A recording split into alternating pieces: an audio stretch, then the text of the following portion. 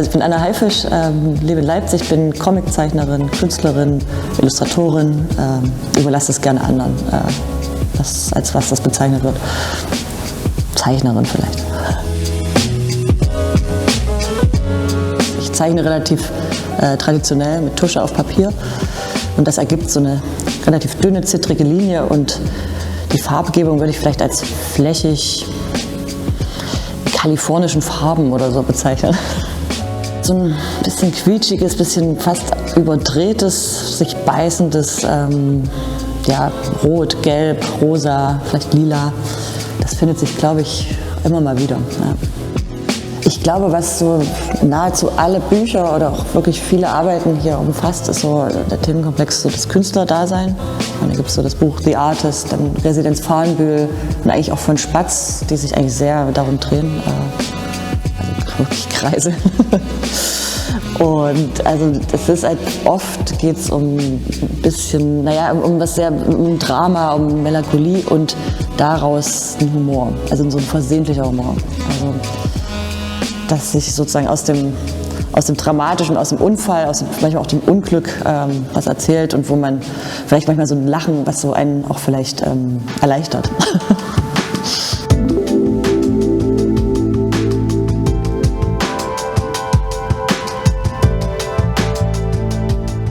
Ja, ich bin ein großer Fan von Funny Animals Comics. Das ist irgendwie so, und den Cartoons. Das ist, damit bin ich groß geworden und liebe das immer. Und ich finde, eine Tierzeichnung, also man findet hier ganz viele im Raum, das ist einfach unglaublich flexibel. Es gibt Bill Watterson, der Vater von Calvin und Hobbes, der hat mal gesagt, wenn man einen Pinguin, der New York Times liest, auf einer Toilette zeichnet, dann ist das irgendwie possierlich oder komisch oder irgendwie, also das ist irgendwie interpretierbar. Macht man das mit einer Menschenfigur, ist das möglicherweise ekelhaft. Also so, es gibt so eine totale Freiheit mit einer Tierfigur. Und man muss sich auch, also wenn es nicht nötig ist, muss man sich auch nicht festlegen auf vielleicht Geschlecht oder Rasse. Man hat erstmal eine sehr offene Charakterisierung.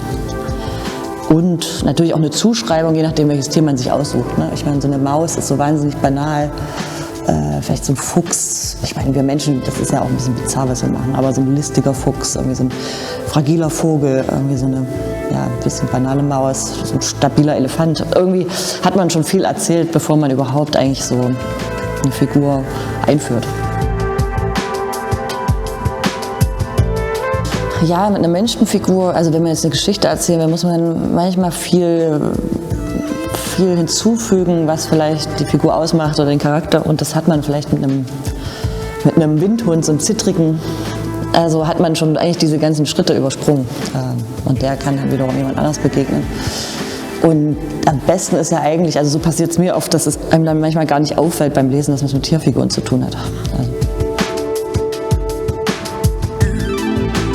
Ich glaube, also die Architektur und Landschaften so Amerikas, das finde ich einfach wahnsinnig schön zu zeichnen. Ich finde das ästhetisch irgendwie schön, dieses auch total ultra, also ja, banale. Also das sind ja auch so Gebäude, da wurde nicht viel drüber nachgedacht. Das hat sich jemand hingebaut, ein Schild dran gemacht oder hat sich eine große Ente gebaut und verkauft daraus Kaffee. Also so, das findet man ja in Europa nicht, das ist ja viel schwergewichtiger. Und ich glaube auch immer, man zeichnet vielleicht auch das lieber, was man nicht die ganze Zeit vor der Nase hat.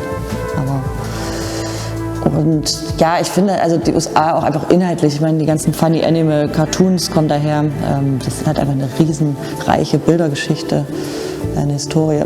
Das hat mich immer interessiert und es ist jetzt eigentlich egal, wo man hinfährt, man hat da auch immer mit Landschaften zu tun, das ist ja das totale Drama, irgendwie so die Wüste, irgendwie Ozeane, die Schnee, Gebirge, irgendwie das, also ich liebe es einfach. Das war mir und der Szenaristin und Grafikerin Anja Kaiser ein totales Anliegen, dass wir versuchen, so die Gleichzeitigkeit der Arbeit von Zeichnern und Zeichnerinnen zu zeigen.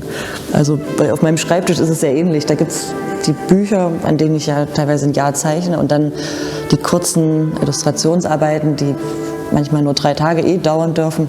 Dann zwischendrin mal noch eine Schüssel oder eine irgendwie erste Aufrisse von einem vielleicht Produkt. Und das passiert ja wirklich alles gleichzeitig. Und das haben wir versucht, so in den Raum ein bisschen zu übertragen, weil ich finde, dass die Dinge jetzt auch in ihrer Wertigkeit mir total wichtig sind. Also das Buchprojekt ist, also ich meine, das ist natürlich größer, aber es ist mir ähnlich wichtig wie eine Illustration für eine Zeitschrift oder eine Unterhose zu gestalten.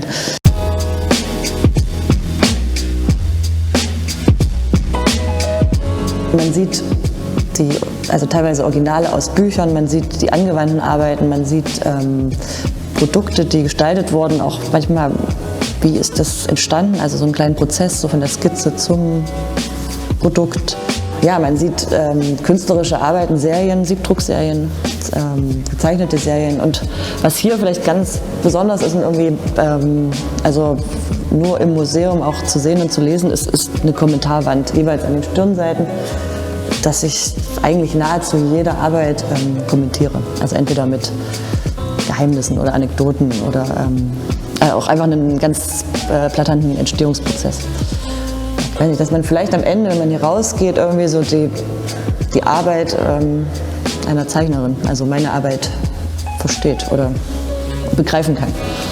Insofern das jetzt möglich ist oder überhaupt interessiert, ehrlich gesagt.